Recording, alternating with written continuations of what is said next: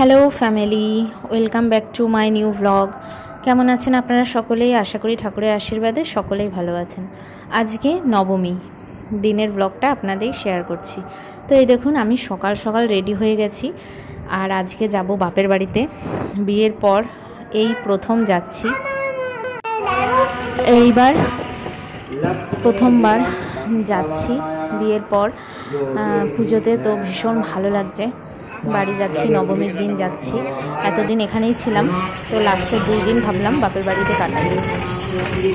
তো এই যে আমরা 3 জনে বেরিয়ে পড়লাম আর টোটোতে উঠে পড়লাম, স্টেশনের দিকে যাচ্ছি।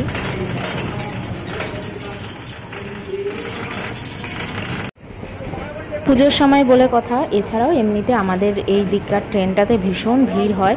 সিট তো পাইনি, প্লাস ছেলে আছে কোলে, তাও আমাদের বসার জায়গা কেউ দেয়নি। আমরা পুরো 8-9টা স্টেশন এরকম দাঁড়িয়ে দাঁড়িয়ে আসলাম।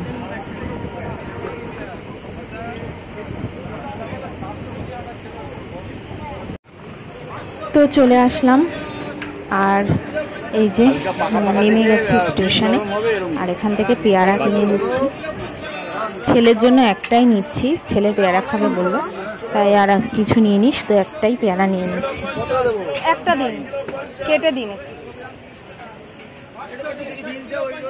তুমি নেবা?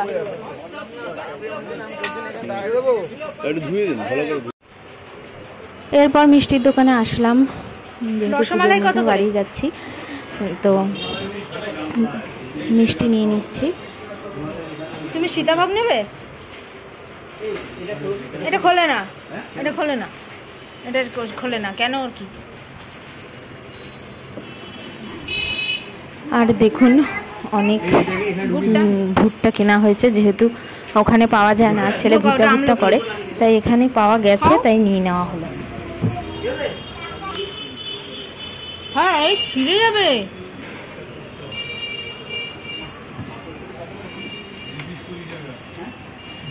বাবা ভুট্টা এখন খোলে না, বাড়ি গিয়ে ডিম্মা সব ঠিক করে দেবে।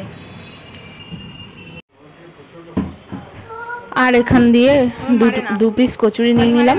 অনেক বড় বড় দিচ্ছিল খাস্তা কচুরিগুলো, একটা আমি খেলাম আর একটা ও খেলো।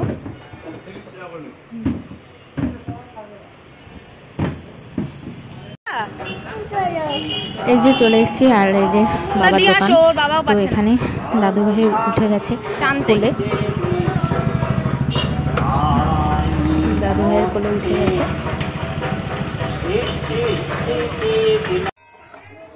আর বাড়িতে এসে আলু সিদ্ধ ডাল দিয়ে ভাত খেলাম 2 জনে মিলে, ছেলেকেও দিয়েছি। আর এখন যে আমি মটনটা বসিয়ে দিলাম। স্নান দান করেই এসছি, তো ছেলেকে এখন স্নান করালাম, স্নান করিয়ে মটনটা বসিয়ে দিলাম। ছেলেকে শুধু স্নান করিয়েছিলাম না। আর দেখুন, বাড়িতে সবাই আমার 2 দাদা 2 দিদি ছেলের জন্য জামা সব কিনে রেখেছে, এখানেই সব রেখে দিয়েছিল।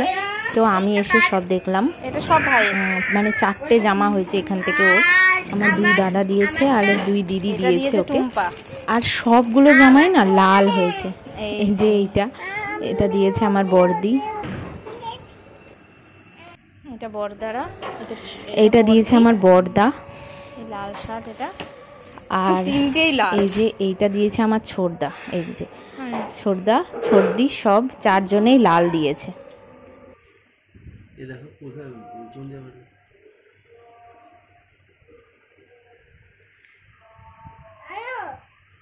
ভালো আমলকি। এই যে আমার ছোটদি ছেলে আর আমার ছেলে 2 ভাই, ব্যাস। তোমারটা তুমি খাও, দাদা ভাই খাবে।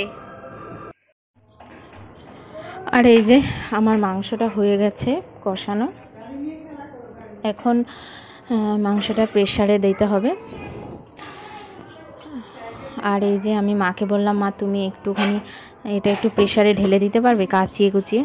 তো মা ঠিক করে দিল সব। আর এই যে আমার বাবা এসছে, আর 2 নাতি ছুটে গেছে দাদু ভাইয়ের কাছে।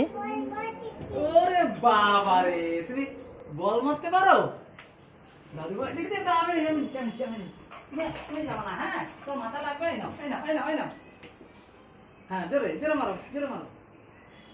চলো না কেন? খেয়েছে? কলা পাকবে। আর এই যে নাতি আর জামাই আসবে বলে আমার বাবা এক কাঁদি কলা কিনে রেখেছে। এইগুলো পাকলেই খাবে বলে নাতির জন্য আর জামাইয়ের জন্য কিনে রেখেছে। আর এই কলাগুলো নাতিও খুব ভালোবাসে আর জামাইও খুব ভালোবাসে। এরপর দেখুন ছেলেকে খাইয়ে দাইয়ে দিয়েছি আর দুপুরের এখন রান্না বান্না হয়ে গেছে। এখন খাবার দিয়ে দিচ্ছি সবাইকে।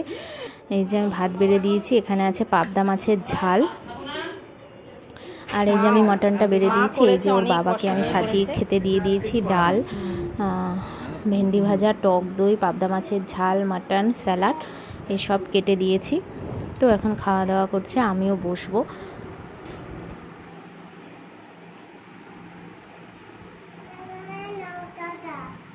তুমি খাও। আরেকটু ভেন্ডি ভাজা দে। না আর লাগবে না। না ওই দিয়েই তো খাওয়া বাবা। না কিছু হয়নি। বাবা। এরপর দেখুন সন্ধ্যা থেকে আবার শুরু করলাম। আর এই যে এখনও সন্ধ্যাবেলায় এই মিষ্টিগুলো এনেছিল আমাদের বাড়ির জন্য, এই সীতাভোগ আর রসমালাই এনেছে সবার ঘরের জন্য। আর এই যে দুধ চা হয়েছে ওর জন্য, ও বললো দুধ চা খাবে। আর আমরা তো কেউ চা খাই না সন্ধ্যাবেলা, আর আমি তো খাই না, আর আমার মা বাবাও খায় না। তো এই যে দুধ চা এখন ও খেয়ে নিল। এরপর দেখুন ও বেরিয়ে গেল, চলে যাচ্ছে ও বাড়ি, আমাদেরকে শুধু দিতেই এসেছিল। আর এখন সন্ধ্যা হয়ে গেছে, ও বাড়ি চলে যাচ্ছে। আর বাবা যে এখন বাড়ি যাচ্ছে, ছেলের কিন্তু কোনো ব্যাপারই নেই, কারণ মামা বাড়িতে আছে, ছেলে খুশিতেই আছে। সেই জন্য বাবা চলে যাচ্ছে, ওর কোনো কান্নাকাটি নেই, আনন্দেই রয়েছে। তো এখানে সব আমাদের জেঠুদের ঘর, পাঁচজন আছে, তো সবার ঘরেও দেখা করে বেরিয়ে গেল। তো দেখুন এত আনন্দ করে আমি বাড়িতে আসলাম, বাড়িতে এসে দেখি মায়ের এত বড় বিপদ হয়ে গেছে, অথচ মা আমাকে কিছুই বলেনি। বাড়িতে এসেই দেখলাম সপ্তমীর দিন মায়ের একটা অ্যাক্সিডেন্ট হয়েছে, ভ্যানে বসেছিল আর গাড়ি এসে ধাক্কা দিয়েছে, তাতে মা পুরো ভ্যান থেকে ছিটকে পড়ে যায়। আর এই পা ফুলে নীল হয়ে আছে, কেটে ছিঁড়ে একাকার অবস্থা, পুরো পাটা মানে একদম থাই থেকে নিয়ে শুরু করে পুরো পাটাই এই অবস্থা। সেই কারণে আমি বাড়িতে এসে রান্নাবান্না যেটুকু বাকি ছিল করেছিলাম, আর আগেরগুলো মাই করে নিয়েছিল পা খোঁড়াতে খোঁড়াতে। এরপর দেখুন মাকে অনেকবার বললাম, তো মা বলছে পায়ে ব্যথায় কোথাও যেতে পারবে না। তো এতদিন পরে আসলাম মায়ের সঙ্গে ঘুরবো, কিন্তু মায়ের এই অবস্থা। তো এখন ওই আমি, দিদির বর, তার ছেলে, এই সবাই মিলে আমরা বেরিয়ে পড়লাম। আর এই যে এটা হচ্ছে আমার জামাইবাবু, আর জামাইবাবুর কোলেই ছেলেকে দিয়ে দিয়েছি। ওর বাবা তো যেহেতু চলে গেছে বাড়িতে, এই যে মেশোর কোলে উঠেছে। আর এই যে এখানে দেখুন এই প্যান্ডেলটা কিন্তু দারুণ হয়েছে। আর এখানে অনুষ্ঠানও হচ্ছে, ফাংশান হচ্ছে। এটা আমাদের পাড়ার পুজো, আমাদের বাজারের পুজো। তো ভীষণ ভালো হয়েছে প্যান্ডেলটা, ঠাকুরটাও কিন্তু বেশ দারুণ হয়েছে। মা আসতে পারলো না, মায়ের এরকম একটা অসুবিধা হলো, আমার নিজেরই এত খারাপ লাগছে কি বলবো, যে একটা পুজোর মধ্যে কি অবস্থা, তার মধ্যে পুজোর মধ্যে একদম কোথাও ডাক্তার নেই, মানে ডাক্তারও দেখাতে পাচ্ছি না, কি যে একটা অবস্থার মধ্যে দিয়ে যাচ্ছি মানে বলার মতো না। তো ছেলেটা ঘরে বায়না করছিল, তাই ভাবলাম সবাই মিলে একটু বেরোই। তো আমাদের পাড়ায় দুটো ঠাকুর হয়েছে, তো এটা হচ্ছে আরেকটা, এটা বাজারের ঠাকুর। যে সবাই এসছে, জেঠিমারা সব শুদ্ধ এসছিলাম, অনেকক্ষণ ছিলাম। আর এই যে আমার কাকিমুনি ওকে একটা বেলুন কিনে দিল, তো বেলুন নিয়ে চলে আসলাম। যাই হোক, আজকের ভিডিওটা আপনাদের কেমন লাগলো কমেন্টস করতে ভুলবেন না। দেখা হবে নেক্সট ব্লগে, ততক্ষণ সকলে ভালো থাকুন। আর দেখুন আসার পথে মায়ের জন্য একটা মলম নিয়েছি, এই মলমটা বললাম তুমি লাগাও, দেখবে কিছুটা ব্যথা কমবে। তো মা এখন লাগাবে এটা। যাই হোক, টাটা।